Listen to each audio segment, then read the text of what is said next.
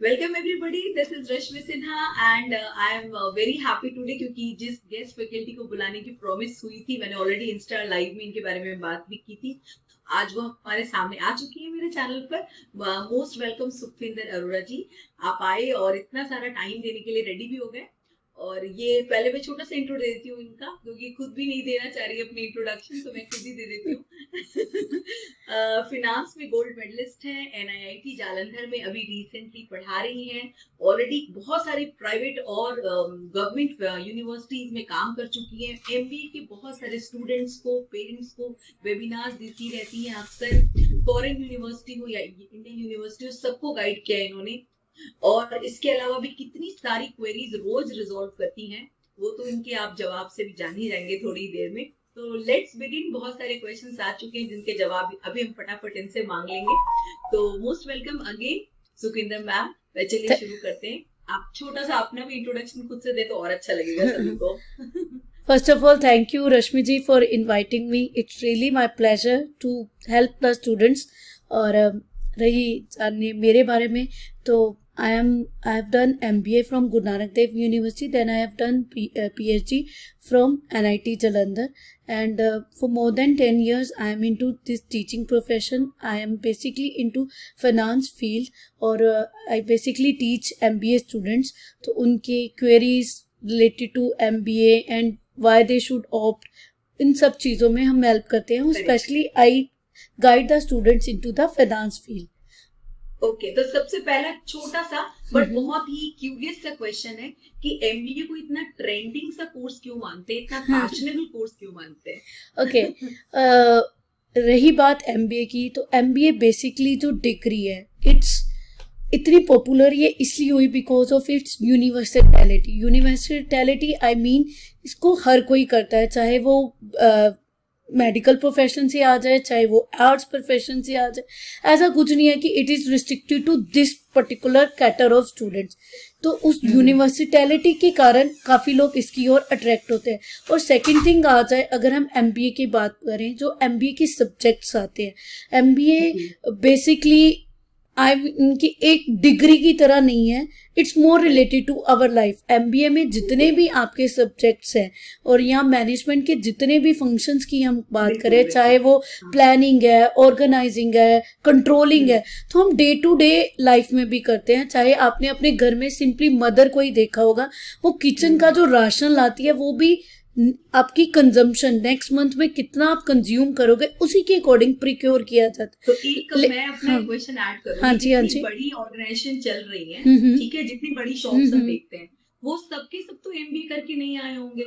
Yes yes, वो कैसे अच्छी पोजीशंस पे चले गए? उन्होंने तो कोई टेक्निक फॉलो। तो यहाँ पर वही क्वेश्चन आता है। एमबीए में नो डाउट एक्टिविटीज ऐसी है कि जो हमारी डे टू डे लाइफ से कोरिलेट करती है, बट एमबीए आपको एज कैसे देता है?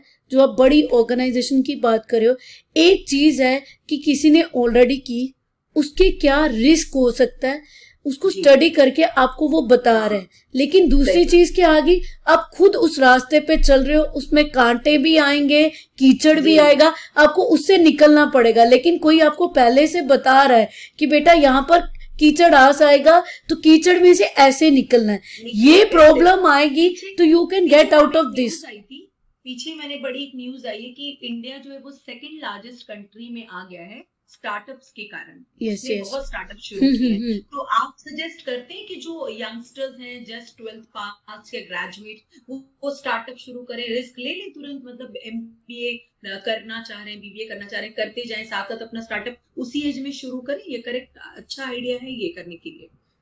रही बात स्टार्टअप की, ठीक है, स्टार्टअप इंडिया में अभी बेसिकली जो इंडिया है एज ए हम कंट्री की बात करें, तो इंडियंस उतने रिस्क टेकर्स नहीं है, हम जॉब सीकर्स हैं, we are not job giver. Traditionally Gujarati community जैसे देखी जाए, ट्रेडिशनल इंडियंस जो होते थे वो बिजनेस ओरिएंटेड बहुत ज्यादा थे, लेकिन स्लोली हम बिजनेस को इतनी रिस्पेक्ट नहीं देने लगे। आपके बगल में कोई शॉप रन कर रहा है ना, आप उसको नहीं रिस्पेक्ट दोगे, वही आपको कहे कि मैं 15,000 रुपए की आईटी में जॉब कर रहा हूं, तो आप आईटी वर्ड से अट्रैक्ट हो जाओगे लेकिन उस शॉपकीपर को रिस्पेक्ट नहीं दोगे। बट ये ट्रेंड अभी चेंज हो रहा है। उसका रीजन आप रिसेंटली देखो, चाहे मैं नायका की बात करूं, चाहे पेटीएम की बात करूं, जोमेटो की करूं, जीरोधा की करूं, ऐसे बहुत सारे स्टार्टअप्स हैं जो they are doing wonders in India. वो एक यूनिकॉर्न की तरह आ गया, 1000 करोड़ उनकी मार्केट वैल्यूएशन हो गई और एक स्क्रैच से उस बिजनेस को उन्होंने बहुत आगे तक लेकर गए हैं और एक उनके क्लटर को ब्रेक किया है उन्होंने। पहले जो हमारी एक मेंटालिटी थी कि बस आईटी की जॉब्स में ही पैसा है, उनको उन्होंने ब्रेक करके दिखाया। अब आप देखो आईएम से भी पास आउट होकर लोग एक एमबीए चाय वाले की दुकान खोल के बैठा है, एमबीए चाय वाले के नाम से चाय सुट्टा बाहर चल रहा है। चाय क्या है, उस बिजनेस को भी उसने इतना प्रोफेशनली रन करके दिखा दिया कि एक चाय की टपरी को, जो आप टपरी पे चाय बेचते थे, उसे वो एक रेस्टोरेंट में बेच रहा है, वो आपको एम्बियंस दे रहा है। तो बिजनेस सेंस हम लोगों में है, बट रिस्क टेकिंग कैपेबिलिटीज के कारण बहुत लोग स्टार्टअप नहीं करते। एमबीए जो है उस केस में आपकी बहुत हेल्प करता है। आपको वेरियस, जैसे एमबीए में आप जब पढ़ते हैं हम लोग, तो इसमें जो सब्जेक्ट्स आते हैं वो बेसिकली आपका जैसे मार्केटिंग अगर आप सब्जेक्ट पढ़ते हो, फर्स्ट ईयर एमबीए 2 इयर्स का प्रोग्राम होता है सब जगह पर, इंडिया में भी या ऑल ओवर वर्ल्ड भी। नॉर्मली फॉरेन में कई जगह पर 1 ईयर का कोर्स होता है, बट वो एक्सपीरियंस कैंडिडेट्स को लेते हैं, वो फ्रेशर्स को नहीं लेते। तो वहां पर एमबीए का जो फर्स्ट ईयर होता है उसमें कॉमन सब्जेक्ट्स होते हैं। कॉमन मीन्स आपको वो शुरू में अकाउंटिंग के बारे में भी बताएगा कि आपको अपनी बुक्स ऑफ अकाउंट्स कैसे करनी है, जो आप डे टू डे बिजनेस की ट्रांजैक्शन होती है उसको कैसे रिकॉर्ड करते हैं, और बिजनेस की जो आपकी बैलेंस शीट या प्रॉफिट एंड लॉस अकाउंट आता है उसको कैसे रीड करते हैं। जो हम कॉमन मैन को पता होता है कि ये प्रॉफिट हुआ, लॉस हुआ, लेकिन जो टर्मिनोलॉजी है वो आपको बताया जाता है और उसमें हाँ जी हमें पता है मगर हमने हाँ सीक्वेंस में करे वो हमें नहीं पता। आपको एक स्ट्रक्चर पढ़ने वाले लोगों को सिखाते हैं। तो जो बीकॉम करके आते हैं या बीबीए करके आते हैं वो तो 100% मैनेज, लेकिन और जो किसी स्ट्रीम के स्टूडेंट्स हैं वो एमबीए करें या ना करें, उनके लिए कितना फायदेमंद रहेगा ये करना। देखिए, अब इसमें एक तो इंटरेस्ट की बात आ जाती है सबसे पहले। जैसे एमबीए हर कोई कर सकता है, ऐसी कोई बाउंडेशन नहीं है कि आप बीएससी करके एमबीए में। नो डाउट जो बीकॉम किया होता है या बीबीए करके आता है स्टूडेंट, उसे एज होती है क्योंकि उसने उन सब्जेक्ट का ओवरव्यू लिया होता है और एमबीए में आकर उसको और फर्दर डिटेल में स्टडी करता है। जैसे अकाउंट्स की मैं बात करूं, बीबीए में भी अकाउंट्स होता है तो उनकी एज रहती है, but it does not mean कि अदर बैकग्राउंड के स्टूडेंट इसमें एक्सेल नहीं करते। अदर बैकग्राउंड के स्टूडेंट भी एक्सेल करते हैं। बट यहाँ पर मैं एक जरूर बात कहना चाहूंगी कि अगर आप सोच रहे हो कि बस ये एक टाइम पास डिग्री है, आप आओगे और करोगे, एमबीए डिमांड्स टाइम। अगर आप इस सब्जेक्ट को समझना चाहते हो, इसमें एक्सेल करना चाहते हो, you have to devote time. आपको वो थ्योरी समझनी पड़ेंगी। जैसे किसी भी कोर्स में होता है, स्टूडेंट का सोचना होता है कि हिस्ट्री ले लेंगे, आर्ट्स ले लेंगे तो इजिली कर लेंगे, बट उसमें भी आपको अगर टाइम तो डिवोट करना ही पड़ेगा। ऐसा सोच के मत आइए कि बस आ रहे हैं और हो जाएगा। आपको यहाँ पर असाइनमेंट का प्रेशर होगा, चाहे आप एक स्मॉल कॉलेज से करो चाहे एक बिग आईएम्स तक में करो, आप पे प्रेशर तो आता ही है। और अगर आप इसको फर्दर एक्सेल करना चाहते हो, सीखना चाहते हो, तो आपको खुद को भी थोड़ा हार्ड वर्क करके प्रोजेक्ट्स करने होते हैं। आपको खुद मैगजीन्स में से रिसेंट न्यूज क्या हो रही है, बिजनेस वर्ल्ड में क्या चल रहा है, आपको अपडेटेड रहना पड़ेगा। Then only you can correlate the thing. एक होता है बुक में थ्योरी होना और एक होता है उसकी प्रैक्टिकलिटी को समझना कि उस कंसेप्ट को कैसे यूज किया जा रहा है। ठीक है, अब जैसे एजुकेशन को फेवर करेंगे या आप रेगुलर कॉलेजेस में जाके पढ़ने को फेवर करेंगे? Definitely I will fair regular language, क्योंकि एमबीए की अगर मैं बात करूं, ये एक ऐसी डिग्री नहीं है कि आपने कॉन्सेप्ट का रट्टा मारा और आपने एग्जाम दे दिया। It's more about grooming yourself. वो तभी हो पाएगा जब आप रेगुलर कोर्स करोगे, वहां जाकर आपको टीम वर्क में काम कैसे करते हैं, किसी से काम कैसे लेना है, लीडर कैसे बिहेव करते हैं, वो सब आपको वहां पर रेगुलर डिग्री करने से ही आएगा। तो इसीलिए मैं स्टूडेंट्स को यही सुजेस्ट करूंगी कि they should go for a regular degree, और उसमें भी आप एक लर्निंग ओरिएंटेशन के साथ रहें। ब्राइट स्टूडेंट है उनको तो मिल जाती है बहुत अच्छे अच्छे कॉलेजेस, लेकिन जो एवरेज या बिलो एवरेज हैं, जैसे उनके पेरेंट्स भी चाहते हैं कि वो अच्छे कॉलेजेस से करें, तो उनको कुछ ऐसे कॉलेजेस के नाम बताएं जो आसानी से वो ले सके एडमिशन देखिए, और वहाँ की डिग्री। अगर मैं इंडिया की बात करूँ तो इंडिया में जैसे हम बात करें आईएम से अबव कुछ नहीं है, इंडिया में आईएम इज द बेस्ट। लेकिन ऐसे बहुत सारे प्राइवेट कॉलेजेस हैं जहाँ पर आप जाकर डिग्री कर सकते हो and they are doing wonders. वो कॉलेज भी बहुत अच्छा करे। जैसे अगर मैं सिम्बोसिस की बात करूँ, इक्फाई की करूँ, फिर इंडिया में एसपी जैन आ जाता है, नारसी मुंजी आ जाता है, ग्रेट लेक्स है। ये कॉलेजेस ऐसे हैं कि जो आपको बहुत अच्छा प्रोफेशनल इन्वायरमेंट देते हैं, ग्रूम करते हैं, इनका करिकुलम बहुत अच्छा है। आप इन कॉलेजेस को भी देख सकते हो। आप स्पेशलाइजेशन भी बता दीजिए मैम, जैसे कि ज्वाइन तो कर लिया स्टूडेंट ने, अब उसको कैसे पता चलेगा कि मैं किस स्ट्रीम में जाऊं? जैसे डॉक्टरेट में होता है या इंजीनियरिंग में होता है, तो एमबीए में भी होगा कुछ ऐसे स्पेशलाइजेशन? ओके, अगर मैं एमबीए की बात करूं तो एमबीए जो है बेसिकली इसमें 3 स्पेशलाइजेशन होती है। 1 is marketing, second is finance and third is the HR. ये सभी कॉलेजेस में ऑफर होता है। और अभी रिसेंटली कुछ प्राइवेट कॉलेजेस ने बिजनेस एनालिटिक्स शुरू किया और आईएम्स वगैरह में एंटरप्रेन्योरशिप भी एक स्पेशलाइजेशन है जो भी रिसेंटली हुई है। अब अगर मैं बात करूं, सबसे पहले तो आपको समझना होगा कि आप किस तरह के पर्सन हो। और स्टार्टिंग में आप एक माइंडसेट के साथ मत चाहिए कि मेरे को एमबीए फाइनेंस में ही करनी है। नॉर्मली स्टूडेंट क्या होता है, फर्स्ट ईयर में ही सोच लेता है कि मेरे को इसमें करनी है। वो एक गलत क्राइटेरिया, आपका एक्सपोजर ही नहीं है जब उस एक सब्जेक्ट का, स्पेशली जो बीकॉम बैकग्राउंड से नहीं है, बीबीए से नहीं है, तो एक रिजिडिटी के साथ मत चाहिए। सेकेंड थिंग आगे कि आपको ये देखना है कि आपको किस सब्जेक्ट को पढ़ने में मजा आ रहा है, आप इंजॉय किस सब्जेक्ट को कर रहे हो। ग्रेड्स के लिए मत जाइए। कुछ लोग ऐसा करते हैं कि फाइनेंस में जैसे थोड़ा टेक्निकल हो जाता है नॉन कॉमर्स बैकग्राउंड्स के स्टूडेंट के लिए, तो वो ग्रेड देखते हैं कि मेरा किस में अच्छे मार्क्स आ रहे हैं, मैं उसको ऑप्ट कर लूं। अब जैसे फॉर एग्जांपल मार्केटिंग की बात करूं, मार्केटिंग बेसिकली आपको एक प्रोडक्ट को सेल करना है, उसकी डिजाइनिंग में जाना है, ठीक है। आपको क्लाइंट्स को सेल्स आ जाती है उसमें, तो सेल्स अगर आप प्रोफाइल चूज कर रहे हो तो उसके लिए आपका आउटस्पोकन होना बहुत जरूरी है। जो इंट्रोवर्ट लोग हैं, अगर आप किसी से बात ही नहीं कर पा रहे, कन्विंस नहीं कर पा रहे, तो आपको सेल्स की जॉब में जाना ही नहीं चाहिए, क्योंकि सेल्स में आपको कन्विंस करना ही पड़ेगा। आपका, हाँ जी, आपका सोशल नेचर होना बहुत जरूरी है। आपको लोगों से इंटरेक्ट करना अच्छा लगना चाहिए। तो आपका एक नेचर आ गया, फिर सब्जेक्ट की रिक्वायरमेंट आ गई। अब फाइनेंस जो है, फाइनेंस में नंबर्स ही आएंगे। अगर आपको नंबर्स ही नहीं अच्छे लग रहे तो आप फाइनेंस में मत जाइए, आपके लिए वो मोनोटोनस जॉब हो जाएगी। जैसे अगर मैं बैंकिंग की बात करूं या शेयर ट्रेडिंग की, इन्वेस्टमेंट बैंकर की बात करूं, इट्स ऑल अबाउट नंबर। आपको एक स्क्रीन पे इन्वेस्टमेंट बैंकर का काम क्या होता है, क्लाइंट को सुजेस्ट करना कि उसके पास जो मनी है कहां पर वो इन्वेस्ट करे और वहां से उसको मैक्सिमम रिटर्न है। तो वो नंबर है, स्क्रीन पे वो नंबर्स ही देख रहा है और नंबर्स के अकॉर्डिंग आपको सुजेस्ट कर रहा है। बट अगर आपको नंबर ही कंफ्यूज लगते हैं तो आपको ये जॉब में नहीं जाना चाहिए। जैसे कुछ लोगों को ट्रेवलिंग, हाँ जी, ये एचआर क्या काम करेंगे? एचआर, हाँ जी, एचआर अब इम्प्लॉइज के रिलेटेड काम करते हैं। एचआर जितने भी वर्क कर रहे हैं, इम्प्लॉइज जो ऑर्गेनाइजेशन में वर्क कर रहे हैं, उनको सेटिस्फेक्शन क्या, उनकी प्रॉब्लम हैंडल कैसे करना है। और एक मैनेजमेंट और जो इम्प्लॉय के बीच में जो पर्सन होता है वो एचआर ही होता है। उसको इम्प्लॉइज को खुश भी रखना है, वो काम भी करे और ऑर्गेनाइजेशन जो टारगेट्स दे रही है वो भी अचीव करे। तो एचआर इम्प्लॉइज को डील करता है उनके वेलफेयर के लिए, उनके एंटरटेनमेंट के लिए, ताकि उनके लिए एक मोनोटोनस जॉब ना रहे। ऐसा ना हो कि आप इम्प्लॉइज रिक्रूट करे हो, अगले दिन ही वो छोड़कर चले जाए, तो दैट मीन्स आपकी हायरिंग में प्रॉब्लम है।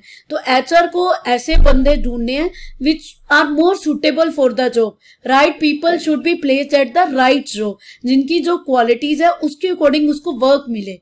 तो एचआर जब रिक्रूटमेंट करता है ये सब आपको देखना होता है, आपको ऐसी ही स्ट्रेटेजीज बताता है। और रिसेंटली अभी जैसे ये कहा जाता है कि पहले जैसे गोल्ड एक मोस्ट वैल्यूएबल करेंसी थी। फिर ऑयल की बारी आई। अब डाटा जो है, डाटा इज द पावर, जिसको डाटा नंबर्स को क्रंच करके हम एंटिसिपेट कर सकते हैं कि फ्यूचर में क्या। तो उसी के रिलेटेड अभी एमबीए इन डाटा एनालिटिक्स भी शुरू हुई है, जिनका यही काम होता है। जो आप बड़ी बड़ी कंसल्टेंसी फर्म देखते हो, जो जैसे फॉर एग्जांपल HUL कोई नया प्रोडक्ट लेकर आ रहा है, तो उसका नया वेरिएंट क्या होगा, उसको वो कंज्यूमर के टेस्ट को प्रेडिक्ट करेगा कि ये टेस्ट ज्यादा अच्छा है, तो उसके अकॉर्डिंग प्रोडक्ट डिवाइस होगा। उसके लिए डाटा का काम आ रहा है, तो उसमें डाटा एनालिटिक्स एमबीए शुरू हुई है। और जैसे यही वजह होगी कि ये इतना ट्रेंडिंग है, क्योंकि इसमें नौकरियां कभी खत्म ही नहीं होंगी। ये इसमें वाइड आप देखिए, आपको अगर जॉब नहीं भी करनी, एंटरप्रेन्योरशिप की भी एमबीए हो जाती है, जिसमें आपको पूरी नॉलेज दी जाती है कि आप एक बिजनेस को कैसे सेटअप करो। तो और एमबीए की जॉब प्रोफाइल जो होती है, अगर मैं इसकी जॉब प्रोफाइल भी करूं, आप बैंकिंग में भी जा सकते हो, ठीक है। आप किसी आईटी फर्म में भी एचआर का रोल रहेगा, ठीक है। आप प्रोडक्शन में भी एचआर मैनेजर रहेंगे उन कंपनी में। तो एमबीए जो है हर जगह पर है, इट्स यूनिवर्सल, रिक्वायरमेंट रहती है। लास्ट में कि बस ये कि मैजिक ट्रिक क्या फाइनली एमबीए में जो है वो क्या ऐसी कोई ट्रिक सिखाते हैं क्लासरूम्स में, या ऐसा कोई चालबाजी सिखाते हैं, कि कोई ऐसी स्ट्रैटेजी सिखाते हैं कि भाई जब तुम बिजनेस करने जाओ तो ऐसी 5 चीजें करना या 6 चीजें करना कि बंदा तुम्हारी बातों से फ्लैट हो जाए, या तुम्हारे काम से इतना खुश हो जाए कि वो तुम्हें ही मार्केट तुम्हें ही बस दे दे सब कुछ करने ओके, तो तुम्हारा ही बिकेगा। Okay got it. तो अगर मैं एमबीए की बात करूं, एमबीए मेरे according it's not about degree. जैसे अगर आप मैथमेटिक्स या ये सब लेते हो, एमबीए एक डिग्री नहीं है। अगर आप ये सोच के जा रहे हो कि एमबीए एक डिग्री लेकर मैं अपनी वॉल पे दिखा दूं, किसी को दिखा दूं, वो डिग्री का काम नहीं है। It's more related to your life, ठीक है। आपको अगर प्रोडक्ट ही बेचना है, अगर मैं मार्केटिंग की बात करूं, तो एमबीए सबसे पहले आपको खुद को बेचना सिखाती है कि आप खुद को उन जो ट्रिक्स आप किसी कंपनी के लिए यूज कर रहे हो, सबसे पहले आप अपनी लाइफ में उनको अप्लाई करिए। एमबीए आपको वो सिखाता है। जैसे अगर एमबीए इन फाइनेंस करेंगे, आप किसी इन्वेस्टमेंट किसी और को बताने से पहले खुद पे अप्लाई कीजिए कि आप अपनी इन्वेस्टमेंट को कैसे मैनेज करोगे, आप अपने फाइनेंसिस को कैसे मैनेज करोगे। ज्यादातर लोग उल्टा करते हैं। हाँ, दूसरे के पैसे को तो आप पहले से बाद में मैनेज करना सीखिए, खुद को पहले कैसे सीखिए। तो एमबीए की लर्निंग ये आती है कि आप अपनी लाइफ में कैसे प्रोफेशनल हो सकते हो। अगर मैं मैनेजमेंट की प्रिंसिपल्स की बात करूं, वो ऑर्गेनाइजेशन के लिए भी उतने एप्लीकेबल है जितनी आपकी अपनी पर्सनल लाइफ में। जैसे अगर हम एचआर की बात करूं, तो कन्फ्लिक्ट मैनेजमेंट अगर आपको पढ़ाया जाता है, नेगोशिएशन सिखाई जाती है, तो वो नेगोशिएशन आप अपनी पर्सनल लाइफ में कैसे लेकर आते हो, वहीं से आपकी सक्सेस होती है। एक एक्सेप्शनल स्टूडेंट और एक एवरेज स्टूडेंट में यही डिफरेंस हो जाता है, जो मेरे अकॉर्डिंग वो जो कंसेप्ट दिखा रहा है। जैसे अगर मैं नॉर्मल मार्केटिंग वाला जो स्टूडेंट होगा, वो हर जगह एड जो भी आ रही है उसको कोरिलेट करेगा कि ये एड बनाने के पीछे कंसेप्ट क्या है। तभी आप जब आप उस कंसेप्ट को, बुक वाली चीज को आप प्रैक्टिकली देखते रहोगे, तभी आप सक्सेसफुल हो सकते। तो एमबीए आपको वो सिखाता है कि आपको अपनी लाइफ को कैसे मैनेज करना है। ऑर्गेनाइजेशन तो मैनेज हम बाद में करते हैं जब हम कॉर्पोरेट लाइफ में चले जाते हैं, बट उन कंसेप्ट को आप अपनी पर्सनल लाइफ में कैसे यूज कर पाते हो, ये भी हमें एमबीए सिखाती है। ये तो जैसे आपने एमबीए किया, तो कभी ये नहीं सोचा कि कोई ऐसा काम करूं, मार्केट में जाऊं और कोई फालतू से सामान भी लोगों को बुद्धू बना के बेच दूं? ऐसा कुछ ट्रिक नहीं सोची कभी करने की? मार्केटिंग फंडा लगा दूं, कुछ फंडे इसमें किसी के अपने पर्सनल एथिक्स भी आ जाते हैं। मेरे को थोड़ा एथिक्स का रोल ज्यादा आ जाता है कि बुद्धू बनाने से नहीं, आई बिलीव मोर यूनिवर्सिटी को प्रमोट कर देते, कुछ चालाकी करते हैं, ऐसा कभी कुछ किया नहीं आपने? मेरा एक्चुअली मेरे जो कंसेप्ट है, आप मैं थोड़ी ट्रेडिशनल टाइप की हूँ। I am more into ethics and वो जो ओल्ड स्कूल कह सकते हो, I belong to that. I believe more in loyalty. मुझे लगता है कि अगर आपका प्रोडक्ट अच्छा है, या आप अगर एज ए टीचर, मैं खुद को ही प्रमोट करूँ, तो अगर मैं अच्छा पढ़ा रही हूँ स्टूडेंट्स को, तो rather than me speaking for my self, my work will speak for my self. मेरे स्टूडेंट खुद बोलेंगे। तो हर कंपनी का ये आ जाता है। और अगर मैं लॉन्ग टर्म की बात करूं, अगर आप मार्केटिंग, अगर जब हम मार्केटिंग टीच करते हैं तो मार्केटिंग का एक सिंपल सा आपकी तरह से आप सोचेंगे तो कभी कोई प्रमोशन ही नहीं करेगा, फिर तो काम खराब हो जाएगा, फिर तो मार्केटिंग ही नहीं मिलेगी किसी चीज को। अगर ऐसा माधुरी जी ने सोचा होता तो उसने किसी प्रोडक्ट की एडवर्टाइजमेंट नहीं की होती। कोई बड़े बड़े लोग करते अब देखो, अब इसी में इसमें बहुत ऐसा नहीं है कि जो सेलिब्रिटी प्रोडक्ट इंडोर्स करते हैं हर प्रोडक्ट वो सक्सेसफुल हो, उसके लिए प्रोडक्ट में भी क्वालिटी होनी चाहिए। मार्केटिंग हाँ, marketing product into marketing, that is your success. लेकिन अगर आप मार्केटिंग पे वो क्वेश्चन है, एक एजुकेशन से रिलेटेड एक प्रोडक्ट है बायजूस, राइट, उसको करते हैं शाहरुख खान, उसके ऐड करते हैं, तो इसमें शाहरुख खान ऐड कर रहे हैं इसलिए बायजूस बिकता है, या बायजूस का प्रोडक्ट है इसलिए वो बिकता है? शाहरुख खान एक बहुत बड़ा सेलिब्रिटी है इंडिया में, उसको हर कोई जानता है, तो बायजूस को उसके कारण इमीडिएट अवेयरनेस मिलती है, आप उसकी एड को रिकॉल कर पाते हो, आप भूलोगे नहीं। यही कोई छोटा मोटा स्टार या अननोन कोई पर्सन को वो लेकर आता, आप कभी उस प्रोडक्ट को याद नहीं करते। शाहरुख खान के आने से उस प्रोडक्ट की अवेयरनेस जो है वो मासिस तक जा पाती है, मासिस उसके साथ कोरिलेट कर पाते हैं, इसलिए उसको लिया जाता है क्योंकि उसके फेस की वैल्यू बहुत ज्यादा है। तो सेलिब्रिटी जो है, और शाहरुख खान, अभी आप उसके रिसेंट वाली छोड़ दीजिए, जो उनके बेटे की जो भी स्टोरी चल रही है, उससे पहले शाहरुख खान को एज ए ब्रांड इंडिया में बहुत वैल्यू थी, हम उनको एथिकल कंसीडर करते थे। और शाहरुख खान के अगर आप इंटरव्यूज भी देखो तो उनमें पेरेंटिंग के ऊपर वो बहुत ज्यादा बोलते थे, तो दैट्स वाई एक परफेक्ट कॉम्बिनेशन लगा बायजू को लेकर आने के लिए। अभी वो रिसेंट जो उनकी जो स्टोरी चल रही है, बिफोर दैट अगर देखा जाए तो इसलिए उनको इंडोर्स किया गया था।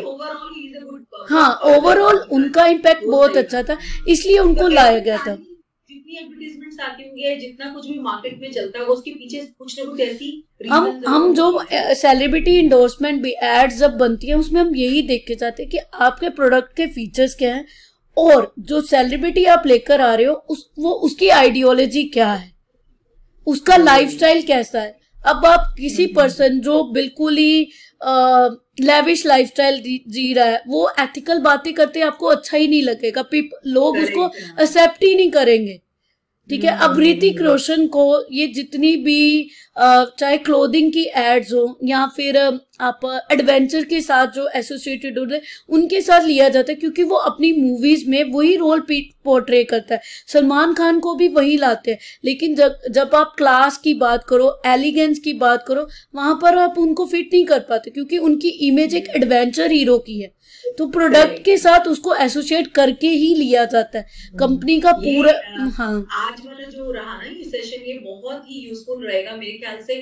जितने लोग एमबीए करने के लिए यूं ही आ जाते हैं, ये सोचते हैं चलो भाई एम ही बैठे हैं, चलो एमबीए कर लेते हैं, अब एक बार सोचेंगे, और अगर कर भी रहे होंगे ना तो एक बार सोचेंगे ये करते वक्त भी हमें ध्यान से करना है, ये नहीं कि बस इस डिग्री को एक कागज की तरह। हाँ, टाइम पास मत लीजिए इस डिग्री को, क्योंकि करंटली बहुत सारे ऐसे स्टूडेंट हैं जस्ट की बिजनेस में आना चाहते हैं तो एमबीए करके आए, बीबीए करके आए, ताकि उसकी सही सीक्वेंस या उसका जो सिंक्रोनाइजेशन उनके दिमाग में रहेगा। ये फायदा जरूर है। हाँ, देखिए साथ में डिस्टेंस लर्निंग भी करते रहेंगे। अगर मान लीजिए बिजनेस में है और नहीं है, मान लीजिए कोई ज्यादा एज हो गई है, तो वो कर सकते हैं कि नहीं कर सकते? एज इसमें कोई बात नहीं होता, ये इंडिया में ही थोड़ा इंडिया में ही हम लोग एज बाउंड एजुकेशन को कर लेते हैं, लेकिन फॉरेन की अगर मैं बात करूं, बहुत सारे ऐसे लोग हैं जो 50 इयर्स के होकर भी डिग्री परस्यू करते हैं, बिकॉज लर्निंग एप्टीट्यूड होना चाहिए। आपको ऑब्जेक्टिव पहले सोच रहा है एमबीए करने के टाइम पे, आप अगर एनरोल हो रहे, आप सबसे पहले ये सोचो कि इस डिग्री का आउटपुट क्या है, मैं क्यों करना चाहता हूँ, इससे मेरे को क्या हेल्प मिलेगी। आपको वो ऑब्जेक्टिव क्लियर होना चाहिए, तभी जब तक आपको अपना आउटपुट ही नहीं क्लियर, इससे मेरे को क्या मिलेगा, तो आपके इनपुट उसके अकॉर्डिंग नहीं आएंगे। वो जो सुन के आएंगे ना, हाँ, अब आपकी बातों से ऑब्जेक्टिव निकाल लेंगे कि ये बातों में से मेरी बात क्या मैच होगी, फिर तो उनको जवाब मिल ही जाएगा, सबको मिल जाएगा जो भी स्टूडेंट्स अंधेरे में तीर चला रहे हैं। और बिल्कुल मुझे काफी क्वेरीज भेजते हैं बच्चे, ओके, कि ये हम करना चाह रहे हैं, करने के बाद कौन सी जॉब मिलेगी, थोड़ा आइडिया है तो बताइए। तो मैं तो हूँ ही, बैकग्राउंड और मुझे भी मार्केटिंग मालूम नहीं है। वैसे स्किल्स जब आपने बोले तो मेरे भी स्किल्स हैं, लेकिन वो वैसे नहीं है जैसे होने चाहिए, सीक्वेंस में नहीं, अभी पता चल गए। चलिए इसके लिए बहुत सारा थैंक यू। और अगर अच्छा लगा तो एक और सेशन जब भी आप फ्री होंगे, श्योर श्योर श्योर, पार्ट 2 जरूर शूट किया जाएगा। Sure sure, any time. और मैं वैसे वाले क्वेश्चंस आपको पूछूंगी जो एडवर्टाइजमेंट रिलेटेड है, क्योंकि वो बहुत इंटरेस्टिंग है और काफी छोटे जो स्टूडेंट होते हैं छोटी क्लासेस के, श्योर श्योर, इंटरेस्ट लेते हैं उसमें, वो जरूर बताइएगा, उसका मैं कलेक्शन रखूंगी ready. Sure sure, my pleasure Rashmi ji, thank you for inviting, pleasure too. Good night, have a nice day, bye bye. Okay ma'am, bye.